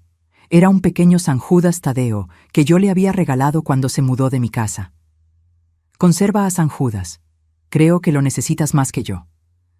Roberto se lo guardó nuevamente. Me dio un abrazo desesperado, como quien se despide sin saber cuándo volverá a ver a alguien. Te quiero, mamá. Nunca lo olvides. Yo también te quiero, hijo. Por eso dejé que aprendieras esta lección. Y mientras lo veía irse, con los hombros caídos pero la mirada un poco más clara, supe que la parte más difícil apenas comenzaba. Perdonar. 3 meses después. Desperté en mi casa de playa con el sonido de las olas rompiendo contra la costa. La misma terraza, el mismo océano, la misma brisa salada. Pero algo había cambiado. Yo había cambiado. Me preparé mi té de manzanilla y salí con mi cobija de lana color terracota. El sol apenas comenzaba a pintar el cielo de naranja y rosa. Me senté en mi silla favorita y respiré profundo. Habían sido 3 meses intensos. 3 meses de declaraciones legales, de testimonios, de firmas y documentos. 3 meses de noches sin dormir, de recuerdos dolorosos, de sanar heridas que creí nunca cerrarían. El juicio de Vanessa había avanzado rápido. Con toda la evidencia que presentamos, su abogado defensor apenas pudo hacer algo. Ella se declaró culpable para reducir la sentencia. 5 años de prisión. No la mitad de lo que merecía, pero algo era algo. Roberto había cumplido su palabra. Se mudó a un departamento pequeño en la colonia Narvarte. 2 habitaciones, sencillo, nada lujoso. Me mandó fotos. Era casi vacío, apenas con lo necesario. Empezando desde cero, decía su mensaje. Encontró un terapeuta, el doctor Velasco, hermano de don Fermín. Me mandaba actualizaciones cada 2 semanas. No detalles de las sesiones, solo para que supiera que seguía yendo. Sesión 6 completada. Aprendiendo mucho sobre mí mismo. También estaba pagando sus deudas. Había negociado con los bancos, pagos mensuales que le consumían casi la mitad de su salario. Vivía con lo justo, sin lujos, sin excesos. 2 veces había intentado visitarme. Ambas veces le dije que todavía no, que necesitaba más tiempo, y él lo aceptó sin reclamar. Entiendo, mamá. Cuando estés lista, aquí estaré. La familia de Vanessa se había convertido en algo inesperado. Aliados. Doña Lupita me llamaba cada semana. Hablábamos de cosas simples, recetas, el clima, telenovelas. Nunca mencionábamos a Vanessa. Era como si tácitamente hubiéramos acordado que ese tema estaba prohibido. Daniela me visitó una vez. Trajo pan dulce y café. Nos sentamos en esta misma terraza. Gracias por no odiarnos, me dijo. Muchas personas en su lugar habrían cortado todo contacto con la familia completa. Ustedes no son Vanessa. No cargo los pecados de ella en sus espaldas. Daniela lloró. Me contó cómo había sido crecer a la sombra de una hermana que siempre obtenía lo que quería, que manipulaba a sus padres, que nunca enfrentaba consecuencias. Parte de mí está aliviada, confesó, aliviada de que finalmente enfrente las consecuencias de sus actos. Es horrible decirlo, pero es la verdad. No es horrible, es humano. Mi teléfono vibró. Era un mensaje de Edmundo. Carmela, todo está finalizado. El fideicomiso permanece intacto. Todas las propiedades seguras. Vanessa no puede reclamar nada ahora ni nunca. Puede dormir tranquila. Sonreí. Dormir tranquila. Hacía tanto tiempo que no lo hacía, pero había algo más que había decidido hacer. Algo que llevaba semanas pensando. Esa tarde llamé a Edmundo para una reunión. También convoqué a Roberto. Era momento. Llegaron ambos a mi casa de Ciudad de México 2 días después. Roberto lucía diferente. Más delgado, con algunas canas que no tenía antes, pero con los ojos más claros. Como si una niebla se hubiera levantado. «Mamá», me saludó con un abrazo cuidadoso, como quien toca algo frágil. «Hijo». Nos sentamos en la sala. Edmundo abrió su portafolio. Carmela me pidió esta reunión para discutir el futuro de su patrimonio. Roberto, tu madre quiere hacer algunos cambios importantes. Roberto palideció. Mamá, si esto es sobre desheredarme, lo entiendo. No voy a pelear. No después de todo lo que pasó. Levanté mi mano. No se trata de desheredarte, Roberto. Se trata de asegurarme de que lo que construí se use correctamente. Escucha antes de hablar. Edmundo sacó documentos. Tu madre ha decidido modificar el testamento y el fideicomiso. Las propiedades siguen dentro del fideicomiso. Ella sigue siendo la única beneficiaria mientras viva. Pero a su fallecimiento, las cosas cambiarán. Le entregó a Roberto una copia del documento. Él comenzó a leer, y vi su expresión cambiar de confusión a sorpresa. La casa familiar de Ciudad de México, continué yo, pasará a ti directamente. Es tu hogar, es donde creciste, tiene sentido que sea tuya. Mamá, yo no... Déjame terminar. El departamento de Polanco será vendido al momento de mi muerte. El dinero de esa venta, aproximadamente 3.200.000 pesos, será dividido en 2 partes. Una mitad para ti. La otra mitad irá a una fundación que estoy creando. ¿Una fundación? Edmundo intervino. La Fundación Carmela Soto, para la protección patrimonial de adultos mayores.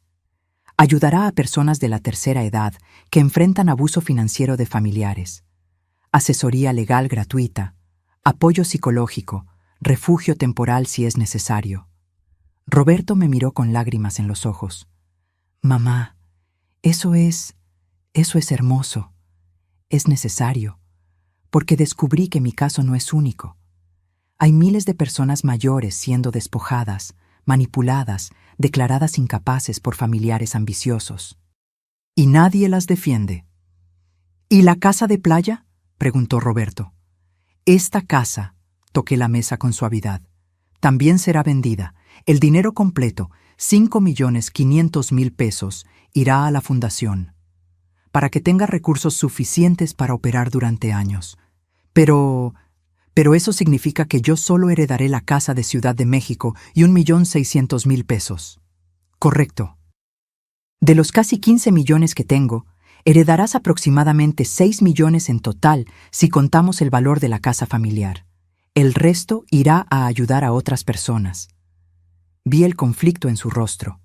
Parte de él, la parte egoísta que Vanessa había alimentado, sentía que era injusto. Pero otra parte, la parte que estaba aprendiendo a ser mejor, entendía. Es justo, dijo finalmente, más que justo. Después de todo lo que hice, debería dejarte dar todo a la fundación. No se trata de castigarte, Roberto. Se trata de que mi dinero haga una diferencia real. Y además, saqué otro documento. Hay una condición. ¿Condición? Para que recibas tu parte, debes cumplir con esto durante los próximos 5 años. 1. Continuar en terapia regularmente. 2. Mantener tus finanzas en orden, sin deudas irresponsables. 3. Trabajar como voluntario en la fundación al menos 10 horas al mes. Y 4. Reconstruir nuestra relación. No con prisa, no forzado, sino genuinamente. Si no cumplo con esas condiciones, tu parte también va a la fundación, y la casa de Ciudad de México se convierte en la sede de la fundación. Roberto se quedó en silencio largo rato. Luego asintió. Acepto. Todas las condiciones. No las aceptes por el dinero, Roberto. Acéptalas porque realmente quieres cambiar. Las acepto porque quiero ser el hombre que tú merecías como hijo. El hombre que papá hubiera querido que fuera. Esas palabras me quebraron. Las lágrimas finalmente salieron, lágrimas que había estado conteniendo durante meses. Roberto se arrodilló frente a mí, tomó mis manos. Mamá, sé que el camino es largo, sé que no puedo borrar el daño con palabras bonitas, pero te prometo por la memoria de mi papá, que voy a hacer el trabajo, voy a ser mejor, voy a ganarme de vuelta tu confianza. Lo abracé. Por primera vez en años, abracé a mi hijo sintiendo que realmente era mi hijo otra vez. Ya la estás ganando, Roberto. Poco a poco, ya la estás ganando. 6 meses más tarde. La Fundación Carmela Soto abrió sus puertas en un local rentado en la colonia Roma. 3 abogados, 2 psicólogos y una trabajadora social. Roberto cumplía sus horas de voluntario cada sábado, ayudando con trámites administrativos. Habíamos atendido ya a 16 casos. 16 personas mayores que estaban siendo despojadas, manipuladas, abusadas por sus propias familias. Y en 10 de esos casos logramos revertir el daño. Doña Lupita se ofreció como voluntaria también. Coordinaba el grupo de apoyo emocional. Necesito hacer algo bueno con el dolor que mi hija causó, me dijo. Daniela donaba mensualmente. No mucho. Su salario era modesto, pero algo. Roberto y yo cenábamos juntos cada viernes, en lugares sencillos, no restaurantes lujosos, solo comida casera y conversación honesta. Poco a poco, estábamos reconstruyendo lo que se rompió. Una tarde, mientras revisaba papeles de la fundación en mi casa de playa, sonó el timbre. Era Roberto, sin avisar. Hijo, qué sorpresa. Mamá, necesitaba verte, necesitaba decirte algo. Nos sentamos en la terraza. Él miraba el océano con expresión seria. Hoy se cumplió un año desde ese día, el día que todo explotó, el día que desperté. Lo sé, y quería decirte gracias. Gracias por no rendirte conmigo. Gracias por darme consecuencias, pero también oportunidades. Muchas madres simplemente habrían cortado todo contacto. Eres mi hijo. Cortarte a ti sería cortarme una parte de mí misma. El doctor Velasco me hizo un ejercicio la semana pasada. Me pidió que escribiera una carta a la persona que más había lastimado en mi vida. Obviamente era ti. Sacó un sobre de su chamarra. Me lo entregó con manos temblorosas. No tienes que leerla ahora. Pero necesitaba dártela. Abrí el sobre. La carta tenía 3 páginas. Lágrimas manchaban algunas palabras. Leí en silencio mientras Roberto miraba el mar. La carta era un desahogo completo. Cada recuerdo de su infancia, cada momento en que yo había sacrificado algo por él, cada vez que me faltó al respeto y ahora lo recordaba con vergüenza. Cada sesión de terapia revelando capas de culpa, de manipulación que había sufrido, de responsabilidad que ahora aceptaba. Y al final, una promesa. Mamá, no puedo devolverte los años que perdimos, no puedo borrar las palabras que te dije. Pero puedo darte algo, el resto de mi vida siendo el hijo que mereces. No perfecto, porque sigo siendo humano, pero presente, honesto, tuyo, te amo, siempre te he amado, incluso cuando no lo demostraba. Tu hijo, Roberto. Doblé la carta y la guardé en el sobre. Miré a Roberto. Ven aquí. Él se acercó. Lo abracé fuerte, como cuando era niño y tenía pesadillas. Te perdono, hijo. Completamente. Ya no cargo con el peso del resentimiento. Roberto sollozó en mi hombro. No merezco tu perdón. Nadie merece el perdón. Por eso se llama gracia, y yo decido dártela. Nos quedamos así, abrazados, mientras el sol se ponía sobre el océano, madre e hijo, rotos pero sanando, heridos pero perdonando. Hoy, 2 años después de aquella madrugada cuando sonó la alarma, me siento en mi terraza con mi té de manzanilla y mi cobija terracota. La Fundación Carmela Soto ha ayudado a 83 personas. 83 familias donde se restauró la justicia. Roberto está comprometido con una mujer buena, una maestra de primaria llamada Patricia. Me la presentó hace 6 meses. Es sencilla, honesta, trabajadora. Y lo mira con amor genuino, no con ojos que calculan patrimonio. Vanessa cumple su condena. No la he visitado. No tengo rencor, pero tampoco tengo necesidad de verla. Su capítulo en mi vida está cerrado. Mis propiedades están seguras. Mi testamento está actualizado. Mi hijo está sanando. Y yo recuperé algo más valioso que el dinero. Recuperé mi dignidad. Recuperé mi paz. Recuperé la capacidad de dormir tranquila sabiendo que no fui víctima, sino guerrera. Que no me dejé destruir, sino que construí algo mejor con los pedazos rotos. Tomo un sorbo de mi té y sonrío al océano, porque la verdadera riqueza nunca estuvo en los 15 millones de pesos. La verdadera riqueza estuvo en tener el coraje de defenderme, la sabiduría de planear estratégicamente y la gracia de perdonar sin olvidar. Aprendí que el amor de madre es inquebrantable, pero no significa ser pisoteada. Aprendí que la paciencia no es debilidad, es la estrategia más poderosa. Aprendí que la justicia a veces tarda, pero cuando llega, vale cada lágrima derramada. Y aprendí que nunca, nunca es tarde para defender lo que construiste con tus propias manos. Tengo 68 años, cabello gris, manos arrugadas, espalda que duele algunas mañanas. Pero también tengo algo que Vanessa nunca tuvo y nunca tendrá: integridad. Y eso no tiene precio. Si esta historia tocó algo dentro de ti, si te hizo reflexionar sobre el valor de defender tu dignidad, sobre la importancia de no permitir que nadie te quite lo que es tuyo por derecho, déjame un comentario contándome desde dónde nos estás viendo. Porque historias como esta necesitan ser compartidas, para que otras personas sepan que no están solas, que el abuso familiar existe, que la manipulación es real, pero que también existe la justicia, y que nunca, nunca es tarde para levantarse y luchar por lo que es tuyo.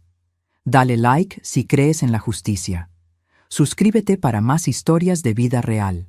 Y recuerda, la dignidad no se hereda, se construye, se defiende, se protege, y nadie, absolutamente nadie, tiene derecho a quitártela.